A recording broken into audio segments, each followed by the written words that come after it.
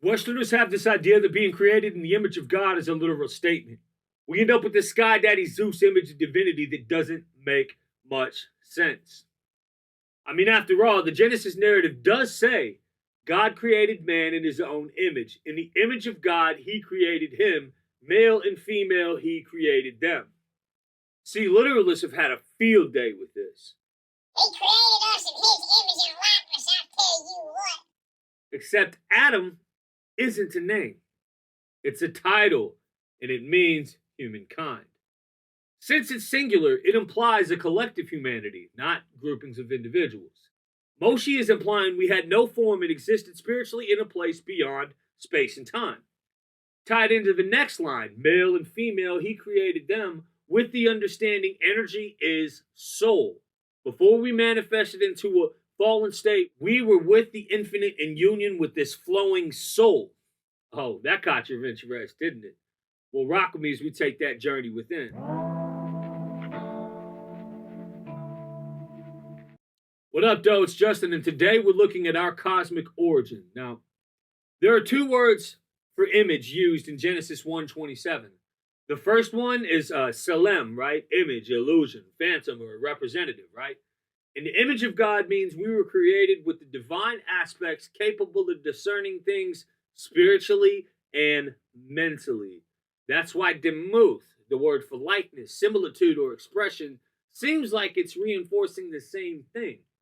Now, if we didn't dive deep into what demuth expression actually is used for, we'd never see it's almost always used as a literary bridge to compare two things that have nothing in common.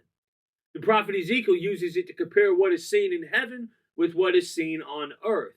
There are 2 points in the body that can relate to these terms in meditation: head, heaven, and heart, earth. Granted, this is a truly mystery school teaching, but we're all coming out of the woodworks for a reason. It's time for occultists to share the hidden wisdom because humankind is ready for it. Putting it simply, we aren't just expressions of God with spiritual and mental echoes. We hold the seed. Male and female, he created them. Gender is a reflection of what we perceive as polarity emanating from the unknowable one. On a cosmic scale, we're talking about the positive and negative charges that bond, forming the building blocks of life, your life included.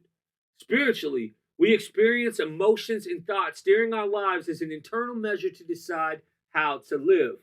Emotions, heart, thoughts, head. While nature is brutal, in many ways we are still just animals given the gift of reason. We feel, we think, we make really stupid mistakes and create these beautiful works of art. All of this happens within the fluctuations taking place inside of us. Yet the kingdom is ours. We get to decide to do whatever we feel like and live however we want. That is a gift. Our dominion over the elements should be seen as stewardship where natural order is respected. Otherwise, our collective soul would have remained in a primordial state. See, humanity is aligned with the time when we hadn't materialized yet. There is a spiritual form to us that comes from beyond the physical world. We had our pivotal moment in the ocean that formed us, even if we don't remember it. Sophia, her wisdom, tells us we all spent plenty of time with her already. We see it in Proverbs where she says, "She was rejoicing in the world, his earth, and having my delight with the sons of humankind." Now, this doesn't tell us whether this took place before or after God breathed into our nostrils the breath of life. The literal millennia are passing in every creation epic and myth ever. All we can say for certain is the same breath that gave life to the universe gave life to us. For the blood is the life.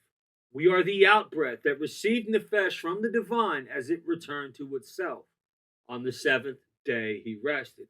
And all paradoxes were reconciled into the infinite. Now, since I'm a huge fan of the cyclic nature of divine instruction, think back to the Gospel of Thomas. Have you found the beginning so that you now seek the end? When we return to the source, our feminine and masculine elements reunite as we return to union with divinity. All of the division and separation we felt in our corporeal state will cease to be. Now, it is possible to achieve this state while in our current condition, but it takes a ton of work to do so. Before we start going through the mirroring of divinity within us and around us, I want to close with the riddle found in the Gospel of Thomas. When you make the two into one, and when you make the inside like the outside, and the outside like the inside, and the upper like the lower, and thus make the male and the female the same, so that the male isn't male and the female isn't female. When you make an eye to replace an eye, and a hand to replace a hand, and a foot to replace a foot, and an image to replace an image, then you will enter the kingdom. I'll give you a hint. Merkaba! All right, until next time, keep breathing in light and living in love. Peace.